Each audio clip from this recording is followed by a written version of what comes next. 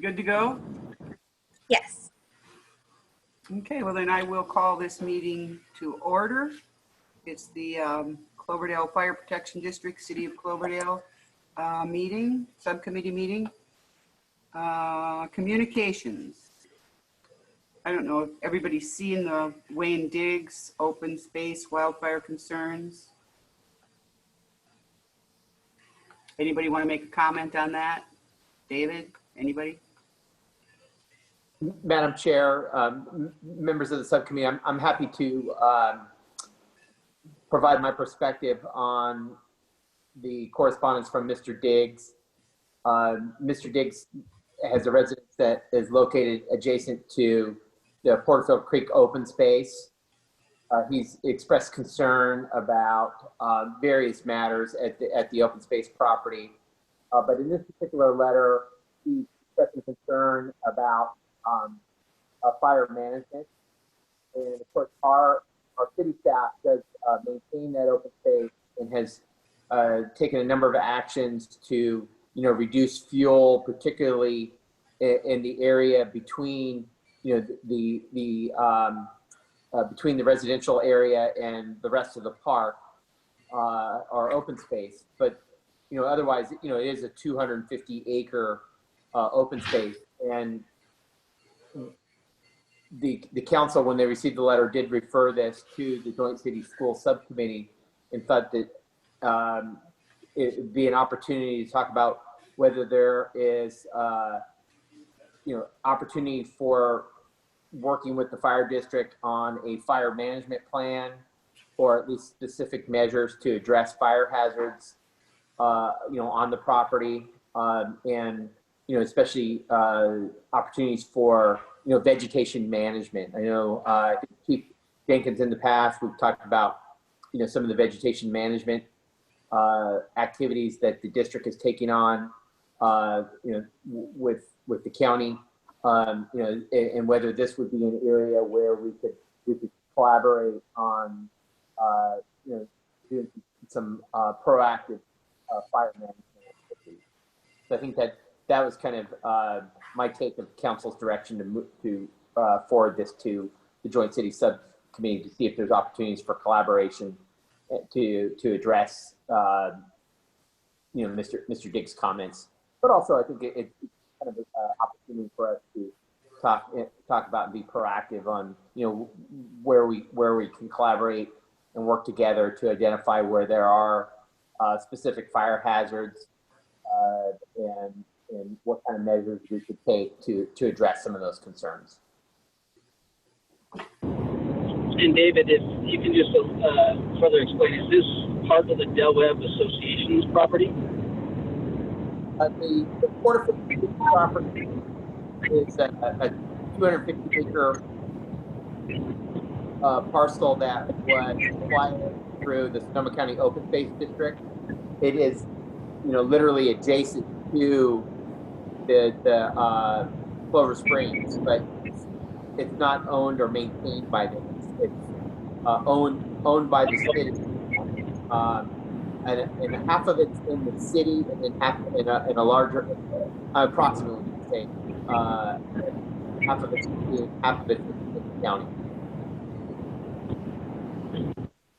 Okay, now I know which piece of parcel you're referring to. Yeah, that's definitely gonna take some well coordinated, fire management looks to see what we could do there, because it really doesn't fall under any program that would require the open space district or the city to go in there and clear cut or manage or do certain things, right? So under the SRA area where the 4291 comes into play for enforcement purposes, it requires clearances and to meet the fire safe standards around a structure. Let's say if there was a structure on that parcel, to meet that distance on that structure only. It doesn't require distances and vegetation management where it butts neighboring properties. And it's been a real challenge for us that we dealt with other areas within the city over the years. And so we've had to kind of work with property owners. This would be the open space district and the city to kind of see what they are willing to do, what they envision. There isn't really a fire department program that would go out and clear, acres upon acres. But where I'm willing to, help facilitate and try to get those meetings in place and put some pressures on the open space district to do at least some clearance around property lines and things like that. When you get into those open space, it really becomes challenging because you'll have certain groups of people that want it kind of cleared and mowed down to the ground, and other people that think that it's supposed to remain natural and open. So that becomes a real challenging thing to deal with, especially from the open space groups and the property owners of that. So the city and the open space are going to have to make decisions on how and what they want that to look like. And then the fire department can help coordinate and try to maybe get CAL FIRE crews, maybe get our chipper out there and do some things to increase the distances and safety and what they're after. But I think a meeting would have to come to light with the players involved, the homeowners association that lives right there, that has the concerns, and we try to tackle it from that perspective. Chief, I think your proposed approach is right on. In fact, we're doing quite a bit of maintenance up there, but our team does it strictly more from a vegetation management perspective, and doesn't necessarily have the fire management expertise that you could certainly lend to our vegetation management activities, and help guide us in ensuring. Yeah, because we could bring things forth like ladder fuel removal, appropriate distance from the structures, fuel shade breaks that might be things to look forward to the future. So that kind of vegetation management perspective to make it more fire safe is where we could be really helpful. But I think that would be the best kind of route. Okay. Well, I think that sounds great. I have a quick question or a comment. Is that all right, Marianne? Sorry. Yeah, no, go ahead. Okay. So I got the vibe from Wayne's letter that it was kind of like a 60-40 split between, action that can be taken and then fear mitigation. And, sometimes the fear mitigation goes a long way too. Is there opportunities in these meetings with the homeowners associations to talk about, yes, fire is absolutely concerning, but then to bring the facts into the room as well about how calculated and concise fire mitigation has equal or more or whatever the case may be to reacting after a fire has already started. So let me see if I can make my comment more succinct. Can we also talk about the things that are frightening them and maybe mitigate some of it? This is Jason again. Was that Councilmember Turner?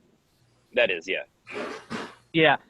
So you're right on the money with that. A lot of what I've been doing in the last, obviously few months and even few years is a lot of education, explaining, what the real hazards are and calming some of the fears. And so the fire district is willing to go out, meet with the homeowner association groups. We do it with individual property owners very regularly, and kind of guide them and give them expertise and recommendations. And if we're able to, at times we're able to get our chipper up there and do some work as well. So we're able to consult and guide part of that process as well. And a lot of it through that process takes care of a lot of their concerns. Initially people wanted a full clear cut behind, all of Port Circle or really take it from Sunrise Hills all the way to Toscana on the north end. And it's like, that's unrealistic. It's never going to happen. Let's look at some things that are realistic, talk about the real true threats and what we can do to be pretty safe, and educate them through that. And it's been pretty effective. Well, so Thank you, then, Chief Jenkins. I appreciate that. thanks, Jason. So basically what we're talking about here is the sequence of events would be for David to answer Wayne's letter or email, however it came in, and set up an appointment with him and maybe the city and Chief Jenkins. Is that what I'm hearing? Yes. That would be logical. Yeah, I'm good with that. Is that good with you, David?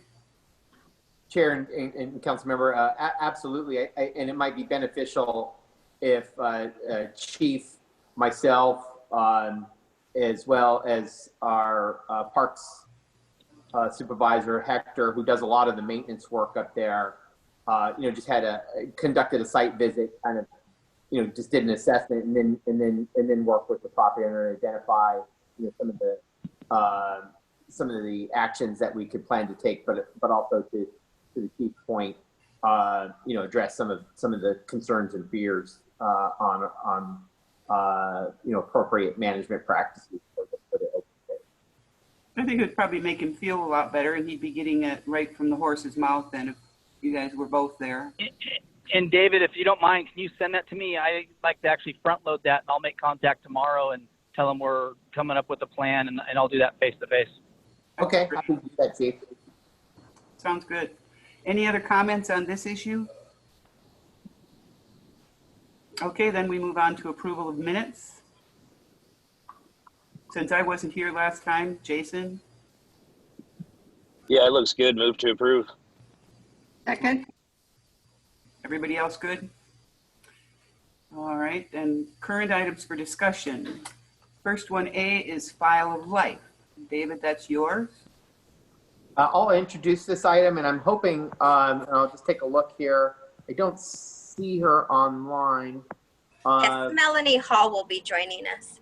Oh, okay. Thank you, Irene. If you can go ahead and bring her into the meeting, that would be great. This item has come about as part of our Resilient Cloverdale effort that is, the city's program to be more prepared for emergencies, and also to help activate our COAD, our ACOAD within the city of Cloverdale. And as part of that, there's a specific group within the COAD that's been, looking at how to address, emergency preparedness for our senior population. And the file life was a program that was brought forward through the Resilient Cloverdale initiative.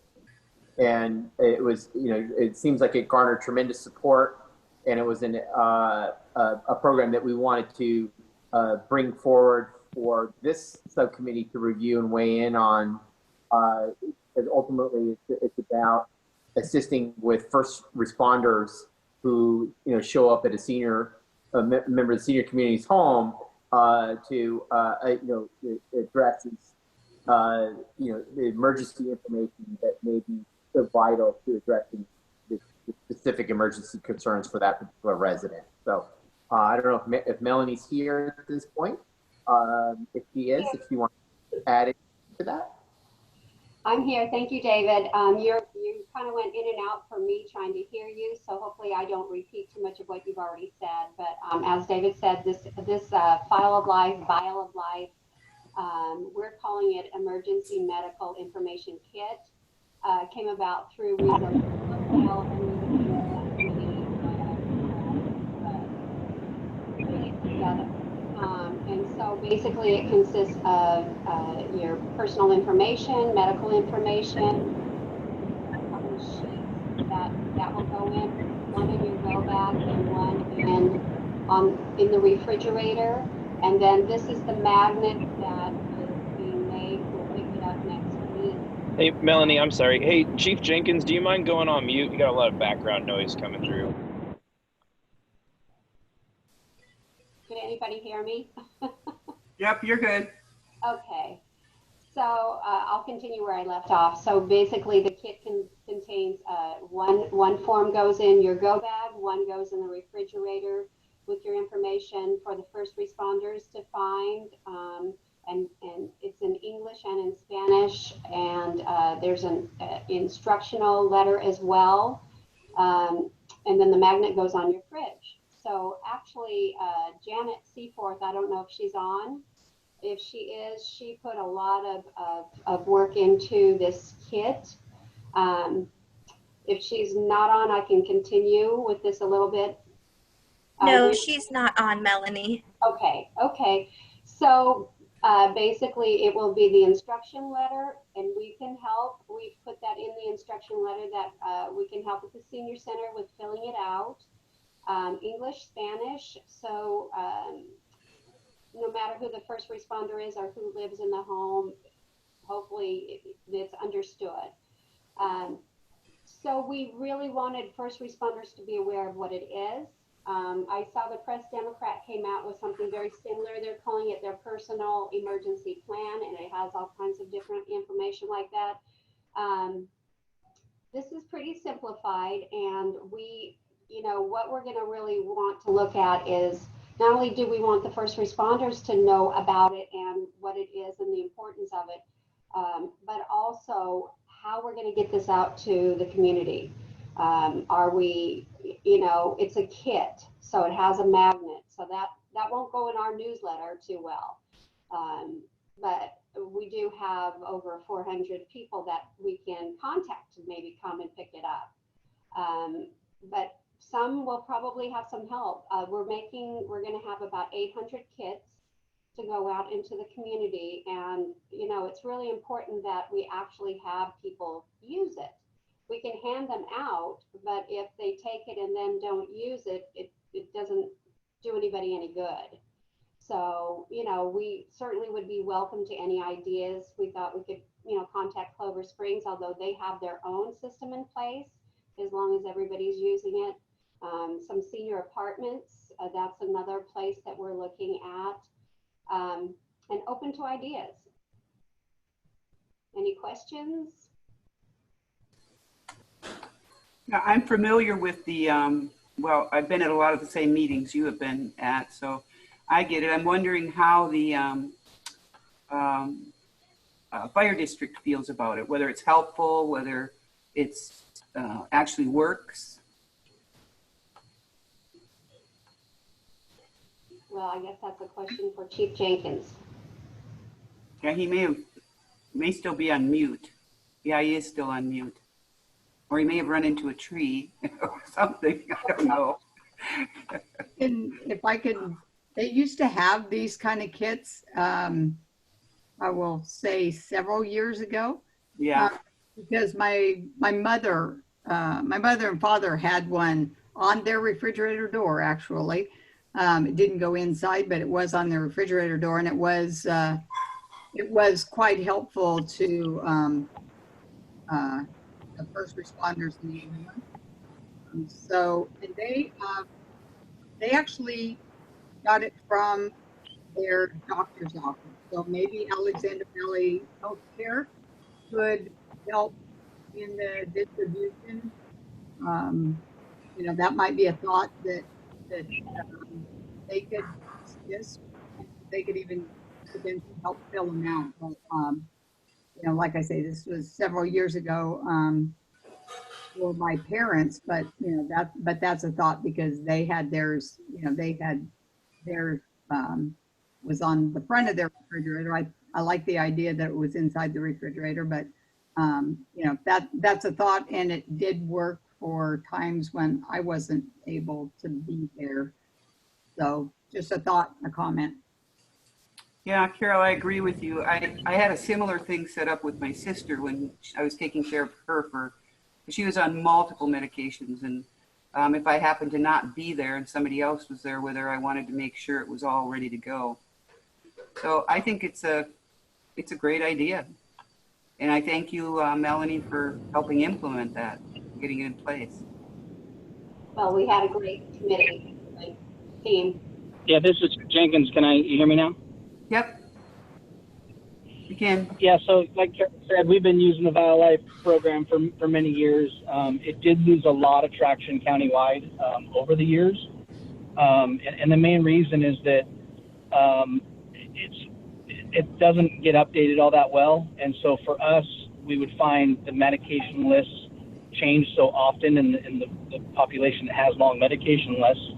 And so we would always just be searching through their medicine cabinet or getting verbal reports or looking for writing down their medicines, specifically what they are. So I'm a supporter of it. It's good, but oftentimes the fire department wasn't using them to what the original envision was. And so it really lost a lot of traction, really countywide. And so the only emphasis is if we can push away or making sure it just gets updated, because we were finding a lot of problems with that. and then fire departments weren't, the paramedics that were transporting weren't taking the medicines with the patient to the hospital. What they're currently taking, they're taking lists that are outdated and inaccurate. So it became kind of a problem. And so I think I look at it as it's just an additional tool that's there for us to gather information on the patient. We're still going to be thorough and trying to identify exactly what they're taking, what are their current meds, what meds do they have in their possession, and take those in our handwritten new list of current medications with them to the hospital, and probably not the one that's in the vial of life, but not guaranteed. So every kind of medical aid situation is a little bit different. I don't want to discourage it, but I don't want to put, all our effort to think that this is the only way that we're going to, use that information. Well, I think kind of what I'm hearing you saying then is that along with this program, that we should really, like once a month or something, send something out on any kind of media. Just remember to update your vial of life and push it at like the senior center and the care homes, that kind of thing. Would that be more helpful, you think? For sure, yeah, that'd be a good idea. Okay, any other comments on this issue? Okay, so we're on to B, update on vegetation management activities in the city and district.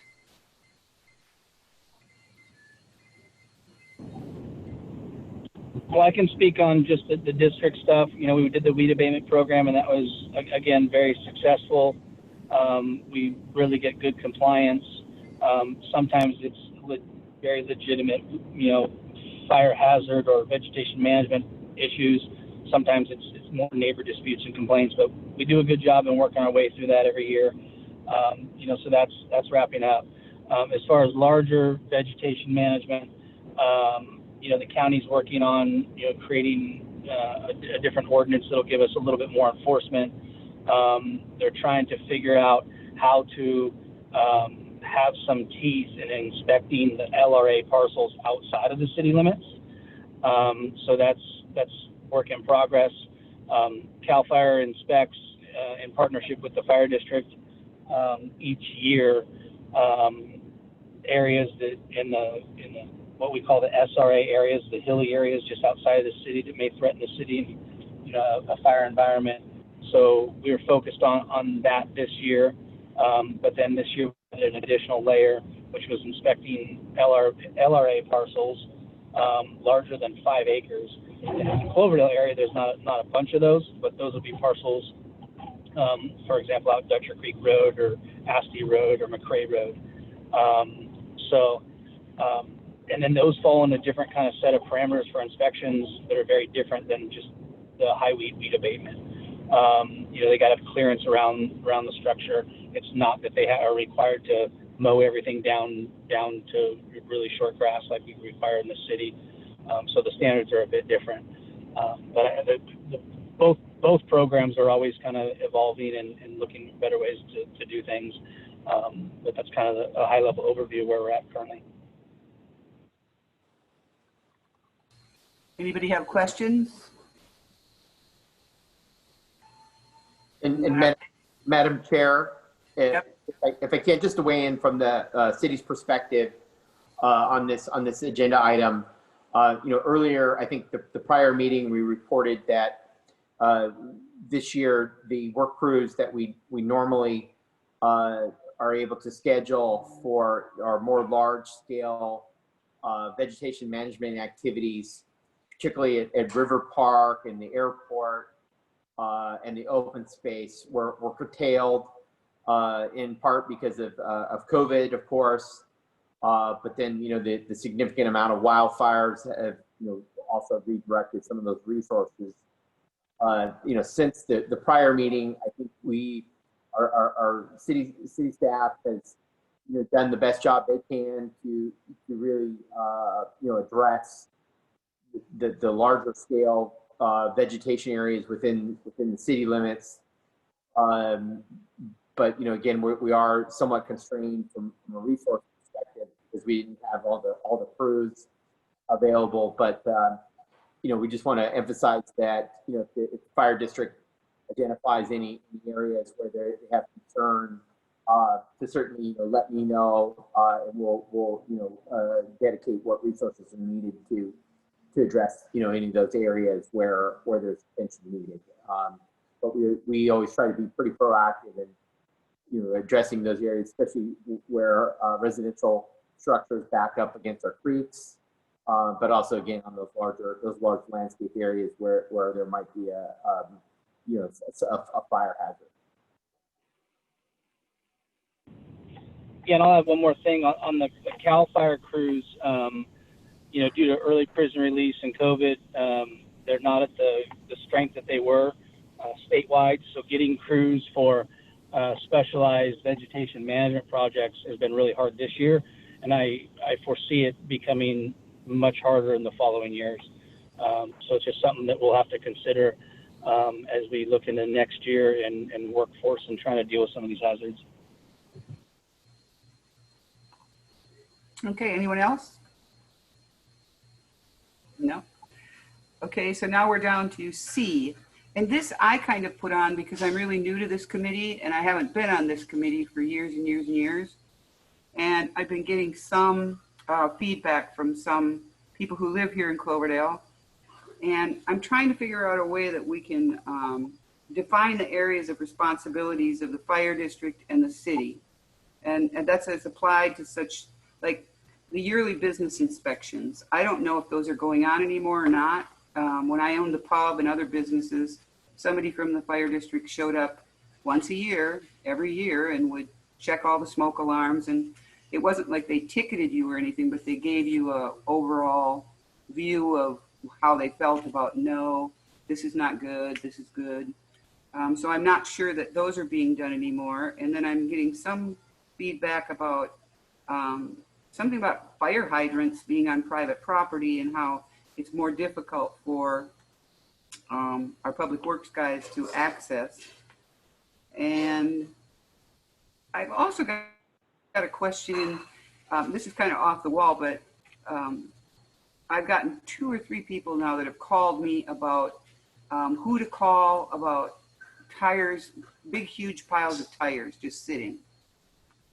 And whether there's a law against that. And I said, I would check and get back to them because we're kind of a complaint-driven city. So if somebody can give me a little feedback and background on that.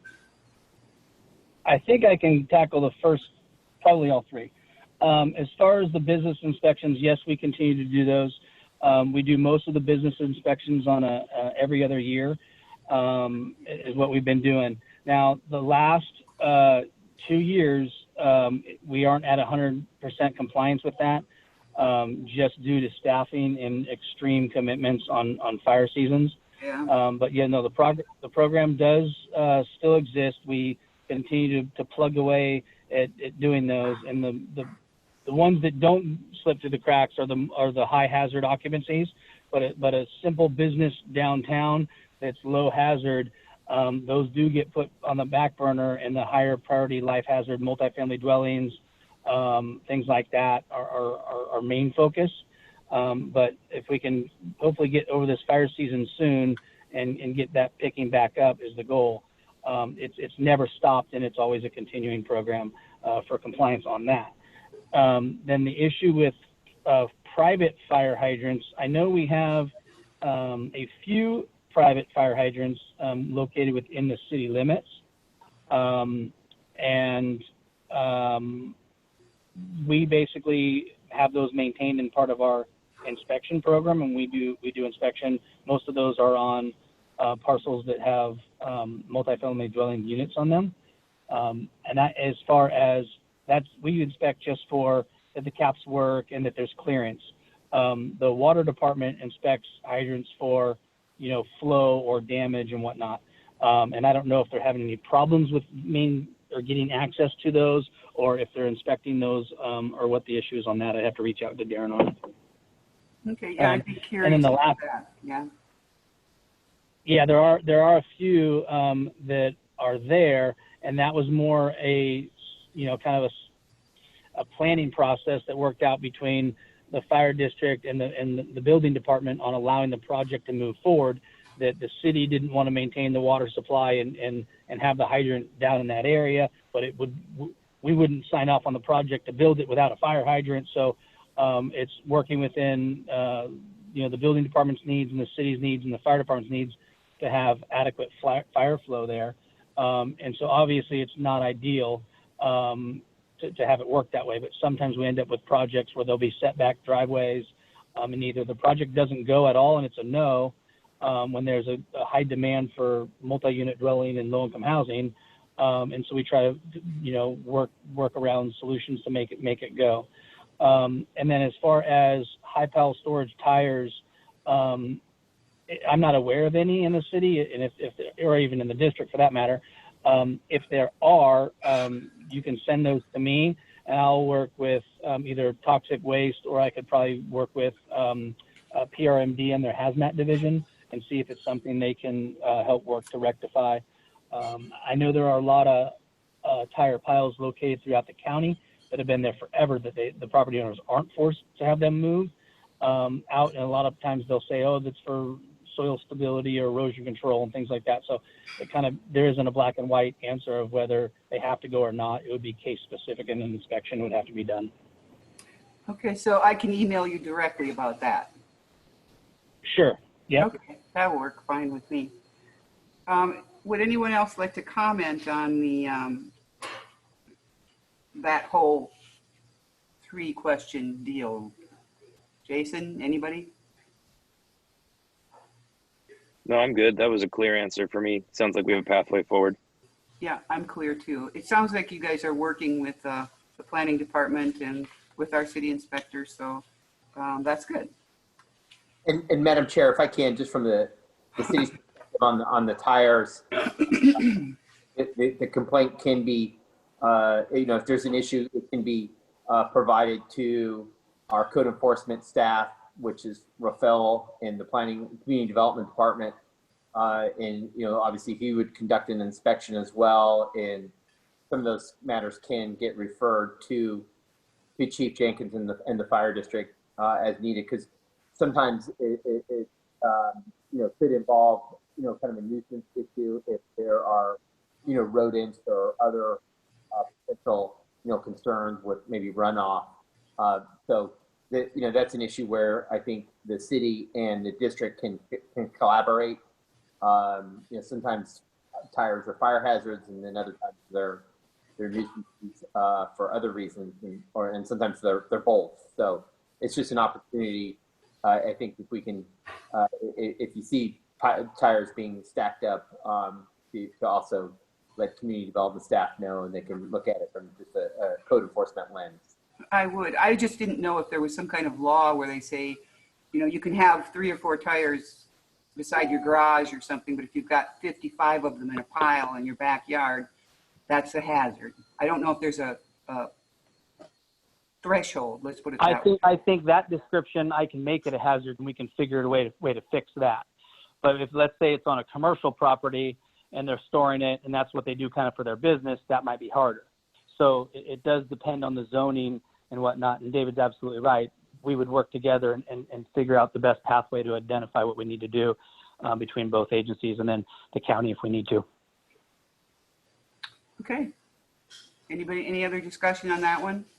Madam Chair, you can send that to me too, and I can have Rafael take a look, or I'll go take a look as well. The tire property.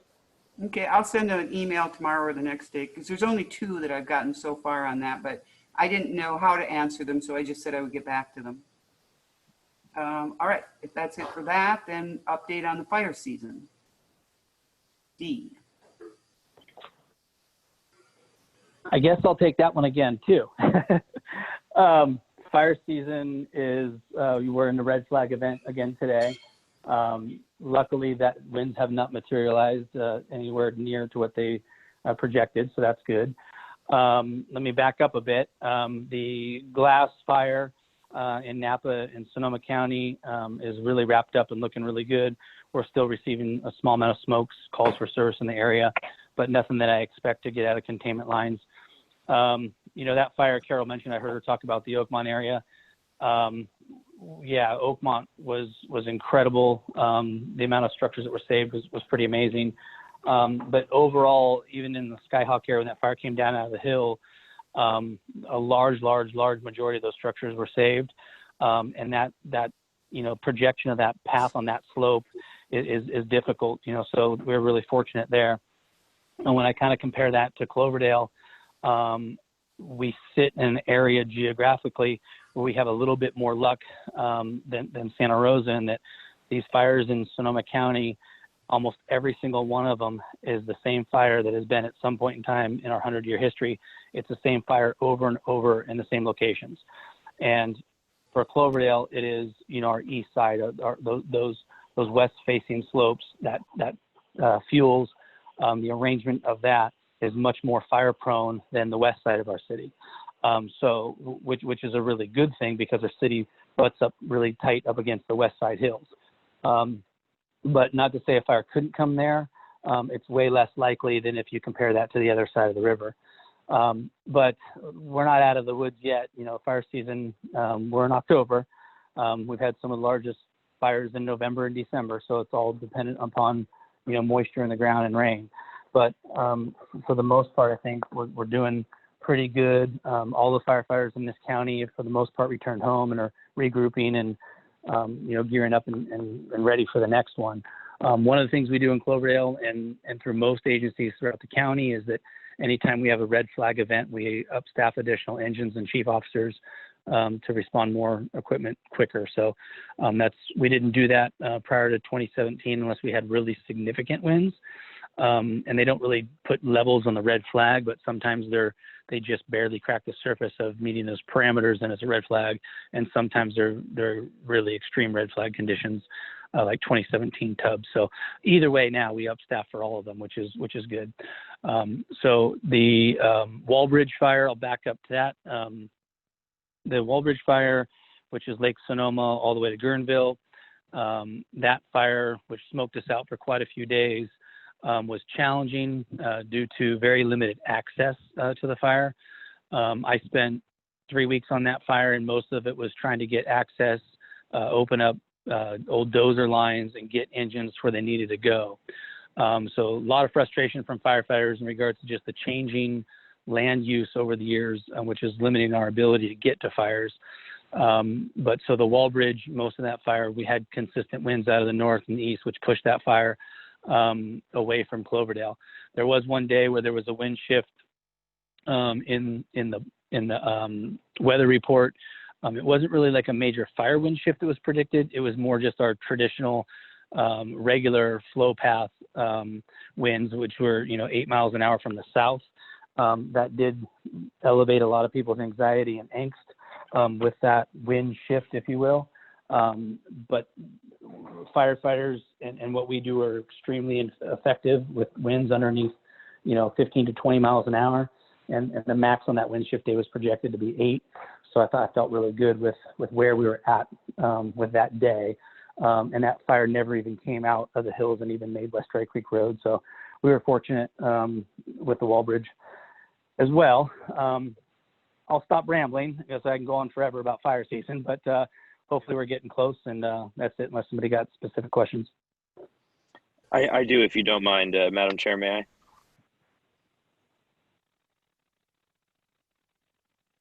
Go ahead. Oh, thanks. Hey, Jason, so first and foremost, I want to thank you for taking my calls over the last few months. Again, it was a lot of fear mitigation, and your advice and input was tremendous. One of the questions that's been coming up to me recently that I have an idea on, and you touched on a bit, but I don't quite have the why secured, which is always kind of the subsequent question, why do I think we're safe in that regard or anything like that, has to do with the Walbridge fire and as it creeped around the backside of Lake Sonoma. And people were really fearful that if it made it out of control around the backside of Lake Sonoma, that Cloverdale was just a tinderbox as it headed east. Some of the things that you just mentioned suggested that we're demographically situated in an area to where that fear might not be necessarily legit, so to speak. Can you comment on that a little bit? Yeah, so like over the years, like if you look at the topography from the north end of town, we're talking the west side of the hills, but take from the north end of the town all the way just to about behind Del Webb, it's what we call 1,000-hour fuels. It's heavy timber. Heavy timber takes a long time to burn.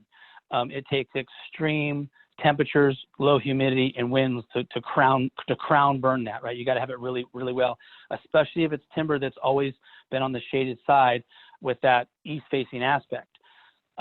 So it doesn't have a long history or much documented history at all, ever burning on those hills of any significant fire there. So which is good. Not to say it can never happen, but it's good. Now, when you look at the fire where it was at with Lake Sonoma, you had the lake completely, running the miles all the way to Yorty Creek. It was on the other arm. So for it to get completely around the lake on the west side, it had multiple days. It still needed to have a lot of days to burn that, to do that, or a tremendous wind out of the south. That was not in any of the weather forecasts for it to do that. Now, if you look at the area where the dam, where it was somewhat close up, a little bit past the visitor center, if you're familiar with the lake, you go past the visitor center even further, there's another lookout. The fire was there, but for that to come down across the front of the dam and then work its way all the way up Dutcher Creek, I'm pretty confident that we needed a full day of 15 to 20 mile an hour winds, and that was not in the forecast at all. We're really confident that we were not going to get like that out of the south. So I was always very confident that the fire was not coming to Cloverdale unless we had a complete change of significant weather from the other direction. Okay. So that particular fear, just to summarize, there's no such thing as an impossible category, and I can respect that, but it does sit comfortably in the unlikely, in your opinion. Yes, I feel comfortable in saying that with that situation. Now you put that same fire and you put it closer on Dutcher Creek by Teresa Drive. Could it come into Cloverdale? Yeah, absolutely. You just moved it that changes 2.5 the miles parameters altogether. Yeah. So, but based on those conditions, the weather, the facts that we had with that fire, I was pretty confident that we did not have a worry.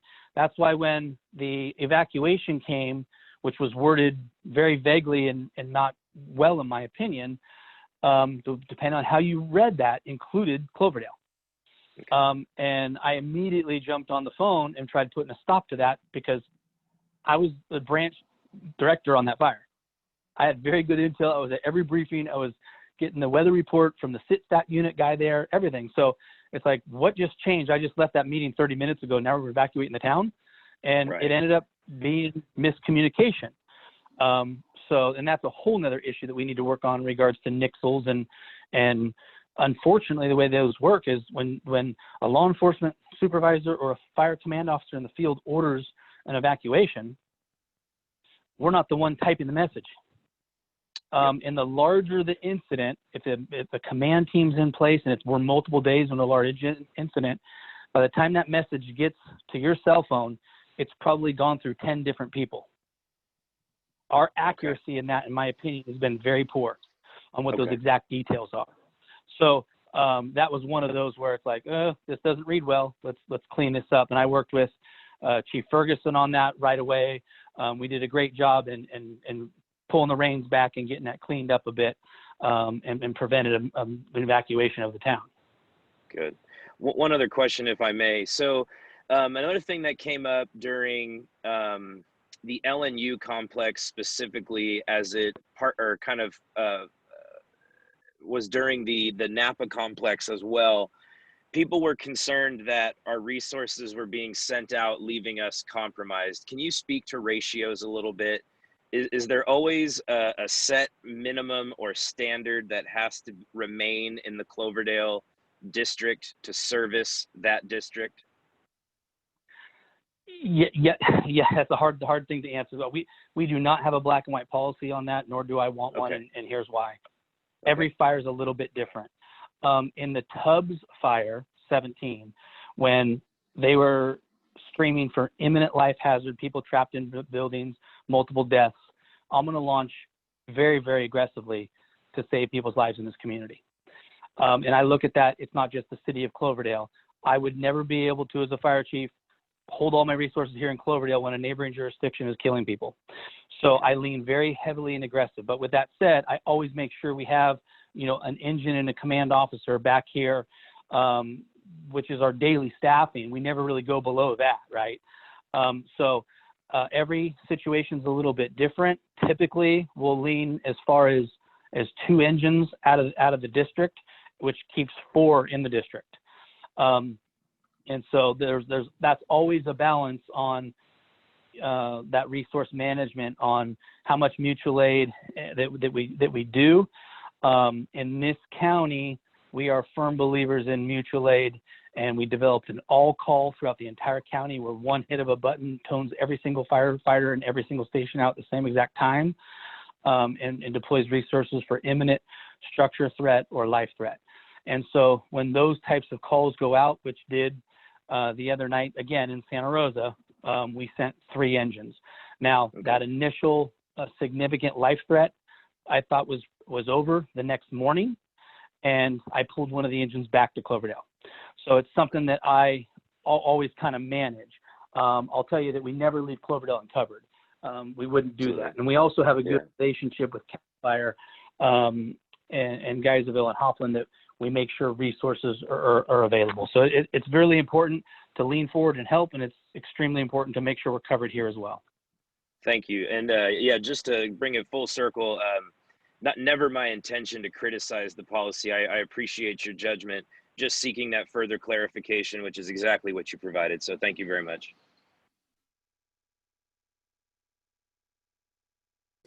Any other comments on that? Okay, then, boy, this was a quick one. We go on to E, discuss future meeting schedule. Any input on that? What are we meeting now? Twice a year? Every 4 months? We meet quarterly. And it's adjusted, we can call for a meeting whenever. Sometimes they're canceled if there's really nothing pressing, and sometimes we call for meetings. I think quarterly is still sufficient in my mind. We were meeting on Monday nights before our fire board. I think that's probably still preferred on Cloverdale, but I don't know how that works with council's schedule. Yeah, so if I remember correctly, right before the last meeting, Chief, there was a request, I think, to push it back or forward a half hour. I can't quite remember if the usual meeting time is 5:30, and there was kind of a request to move it to 5 to not as closely push it up to your fire board meeting. Do you still see that as a need, or is 5:30 okay? Good memory. Now it's clicking. I talk too much, and the 5:30 was kind of putting us in a jam when we were meeting at 6, and so we were kind of running right up to that window. And so I think what I would like to do is maybe chat with my board offline, and maybe what we could do is we could still do 5:30. I think 5 might be a little early or too early and hard, but if we shot for 5:30 on those quarterlies, we could kick the district meeting back 30 minutes, and we could have a full hour to tackle the business that we need. I'd probably make that recommendation if that could work, but I'd like to flesh it out with my board. Yeah, well, I think we're flexible as far as, well, my opinion, I'm flexible. I'm willing to hear what you guys have. Actually, I'm okay with Mondays as long as it isn't the 2nd or 4th Monday in the evening, early evening, because I've already got CPAC. So that would be the only thing. So check with your board and we'll get back to it. Any other comments on current items for discussion? Okay. Chair, and I just wanted to confirm that no hands were raised throughout the items for discussion, public comment. Oh, okay. Is anybody there at all? We have one. Oh, okay. I did leave that out. Okay, 6, information only memos. Anybody?